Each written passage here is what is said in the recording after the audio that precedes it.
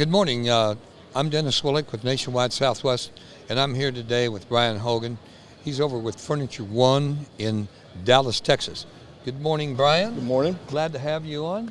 And let's talk a little bit about Brian Hogan and how you kind of got started in this business you're in today. Many years ago, I moved from Atlanta to Dallas and had an apartment, no bed.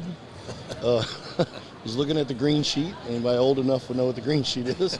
And a store advertised a waterbed for $99. And so I went in to buy a bed and ended up meeting the owner of the store, which is still in business, Lonnie Watterson. And he ended up giving me a job. And within a couple of years, I ended up managing his store, opened a second store up for him, and was with him until '98. And then I left and opened up my chain of stores in 1998. 1998. So I've opened, operated, and managed 17 stores in the last 30 whatever years. Wow. So you grew it all the way in, man alive. I did. That's a lot of growth. What is all right? So everybody talks about the challenge of how hiring people, which seems to be a big deal, where it's hard to find people that want to work full time and all that kind of stuff. Is there anything special you do? I mean, when I hire, I'm looking more at the person, not the actual skill set of can they do the job. I can train you to do a job, but you got to be a good person first. So I try to buy people on character, essentially. I look at their character, what their values are, kind of other things. Yeah. You know, I like the marriage, the kids, years ago when I was younger, my stores at the time, I think I was operating 8 stores when I was in the 20s, and all my salesmen were 25 to 35. Every Friday night, guess what those guys do? They stay out late, and our biggest day is Saturday morning. So they're not on top of their game. So as I've gotten older, I've realized that's not the key of what I need. I want the person that goes home at night, that has a family, that they come to work early and they're prepared. And it is a challenge, let's just be clear. Yeah. But I will say in the job market, we went from getting maybe 20 applications a week to about 300 now. Oh yeah. So it's changed a lot. Yeah, it changed a lot. And there's a lot of opportunity to find quality employees that weren't being deemed quality at their last job. Yeah. Yeah. So I think it's going to help our industry. Yeah. Yeah. No doubt about it. Well, it sounds like you got a good path, a good culture as far as what you're building there. I think that's a perfect way to do it. And I'm with you. I think you're much better off to hire a person with the qualities, because you can certainly train them and teach them and nurture them and mentor those people into good employees of what you need. So with all those locations, do you have warehousing at each location or more of a centralized location? I have a distribution center in Forney. In Forney, okay. So you'd come out of there with everything for all the stores? Yes. Okay. Each location would have a very small warehouse for customer pickups. Right. But our goal is to sell it with a delivered and set up. Like, we deliver and set everything up. Okay. So that when Sheila buys a bedroom set and her husband Dave comes home, it's not sitting in boxes waiting for him to build it. He walks in, it's done. However, we still do get pickups and people want to do that. You know, we have a store in East Texas and everybody has a truck, seems like, in East Texas. Yeah. So or somebody they know with a truck. Right. So we do some pickups, but I have 60,000 square foot distribution center in Forney. Okay. And you would deliver either directly to a home or drop off products at each of the store locations for their pickups. Is Yes. that right? Okay. Very good. So let's talk a little bit about this. You got all these locations. You're spread out, obviously. What's your marketing campaign look like? Very extensive. Oh yes. Very extensive. We do Facebook. We do video. We do CCTV. We do Google pay-per-click. I do geofencing, email marketing. I take A lot of the stuff, like if you've been in my store and you bought, we will remarket you constantly. We take our approvals on our finance companies. Just say you didn't use all of it, make the sales staff contact the customer every 90 days, Right. saying, hey, you bought from us, how'd the process go, make sure everything's good, and then say, you're still approved, and try to get them back in. Yeah. What kind of conversion rate do you have on that, you think? So if we get them if they bought from us, Yes. and there's a purchase history, it's very high. If they didn't buy, it's probably less than 10%, Okay. because there's a reason why they didn't buy. And it may not be us. It may be they didn't have the money to cover the payment. Maybe they got approved for a 100-day same as cash, lease to own, and the payment was too high. Right. You'll get some shock value sometimes because people will be like, oh, I'm approved. How much is the payment? And when you're dealing with a lease to own company, those payments are pretty substantial. Yeah, they really are. So they really are. If they can afford it, great, but not everybody can, right? No, I get it. And now, as far as your, let's say the range of your product offerings, so do you work all the way from more of a, like what we call an opening price point type product, and you go all the way up and do you handle TSI or Tempur-Pedic or any of those things? So we're not really an entry-level price point. We're a little above that. Okay.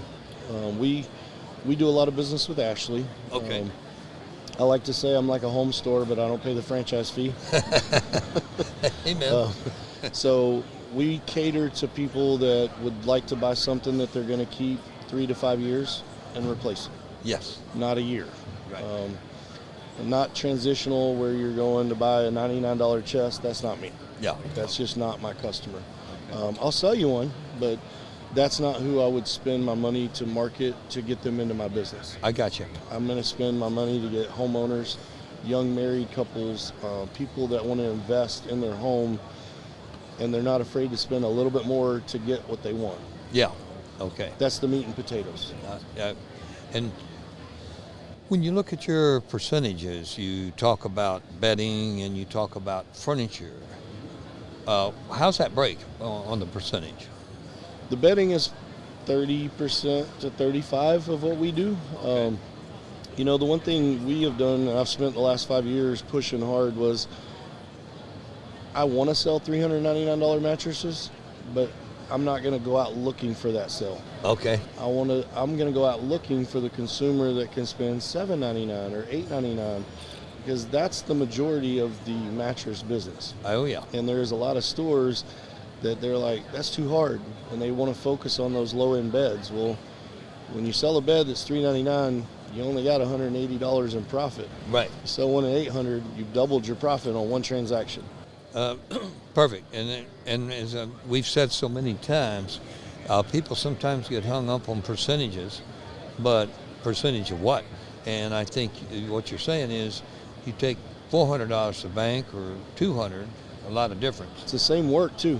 Right. It requires the same staff. So you've got to maximize the amount of revenue and profit on the staff you have. If you take a delivery team and you send them out and they have 12 deliveries in a day and they're all $399 mattresses, that's not good. That's not good. That doesn't hardly pay for itself. It doesn't. No, it's a tough deal. Now, how many total employees do you have? Right now we have 16. 16. And now, these stores, you own all the stores. Okay, they're not like franchised or, okay, because there are some companies out there that do some different things, but you've got them all. Okay, that's good. I own it. I own the real estate. I started it. I've built it. It's my family, me and my wife and kids. That's right. Well, that's good. That's good. And so when you got your big distribution center, how many trucks you got? Delivery trucks, we run 4. Okay. And so how many deliveries in a day do you do? Depends on the route. They need to do 8, okay? So what we try to do when we hire a delivery crew, their expectations is for 8 deliveries. And the reason we do that is we want them to have an hour per delivery. That's drive time, setup, but our goal is 15 minutes. Once they arrive at the customer's house, we want them in and out within 15 minutes. Wow. And not to rush, but the longer you spend inside of somebody's home, there's a lot more things that can happen. Yeah. Your liabilities. So we try to spend a lot of time training on how to accomplish that, whether it's the handling of the product, the assembly, having the right tools, understanding how to respect people's homes. Yes. There's not beating a wall, and like we spend a lot of time with that. And my delivery guys are very efficient, and I'm not like on them when they spend 22 minutes, but it's just a goal. Let's go. And I want them home by 6 o'clock. I don't want those trucks out at 9 o'clock at night. I want them to go home by 6 o'clock. They have families. They need to be at home too. Man, that's beautiful. I mean, Brian, that's absolutely beautiful. That's a good culture. That's good culture. Respect of your employees like that. It's important. Extremely, extremely. I can't say enough about it. And something else, looking at when you look at the whole picture of Furniture One, and you take all your employees, do you do anything like an annual thing for your employees or get-togethers, anything like that? We do a big annual Christmas party. Okay.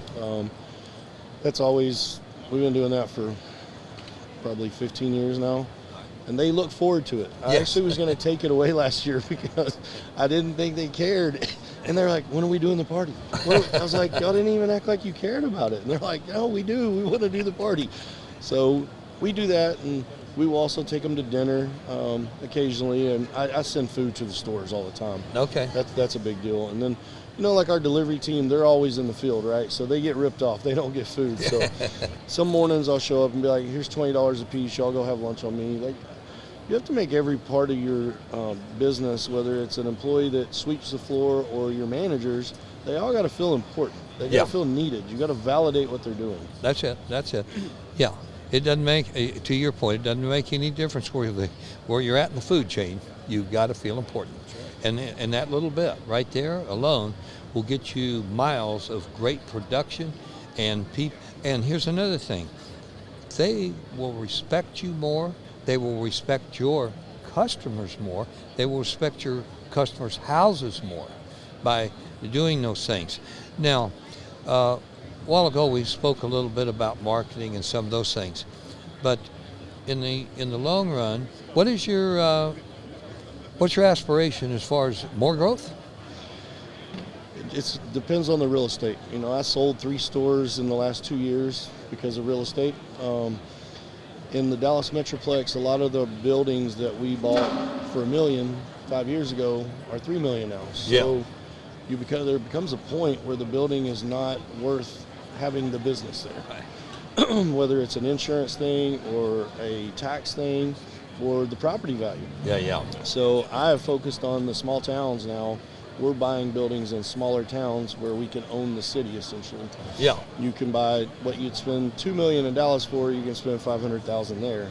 Amen. And you can make the same amount of money and a higher margin because you don't have 9 people to compete with. That's right. That's a good point.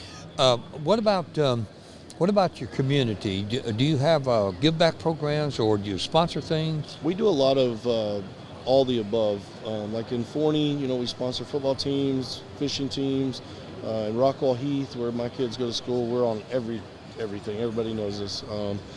I work closely with the city of Dallas. I do a nonprofit for the city of Dallas. We're doing a homeless project right now that'll be about 2,000 houses where they're taking veterans off the street that are homeless, and I have that project going on. I work with a lot of that stuff. And you have to. That's part of. And by the way, man, the young generation, they're in love with you when you're doing that stuff. They like to see companies. They like to deal with companies that do those kinds of things. Let's talk. Just my last question to you will be this. All right, you're here at Prime Time. You come to Prime Times. What is Prime Time to you? Prime Time is a tool, and I think I told you this before. You can be the best mechanic, and you can have this giant toolbox, okay? And if it's locked and you don't use the tools, you ain't gonna fix the car. Prime time's a toolbox to me. Okay. I'm coming here to find a tool that's going to fix something in my business. Okay, whether I do it is on me. Yeah. You've provided it. You did your job. Now I got to do my job by finding the right tool that's going to make my business be more efficient, more profitable, better reputation, whatever it may be. Well, I appreciate that. And listen, Mr. Brian Hogan, it is an honor of mine to have you in the group. Thank you so much today for sharing with us. Good luck to you. I hope you just keep growing and doing good things. Okay? Thank you. Have a great day. Thanks.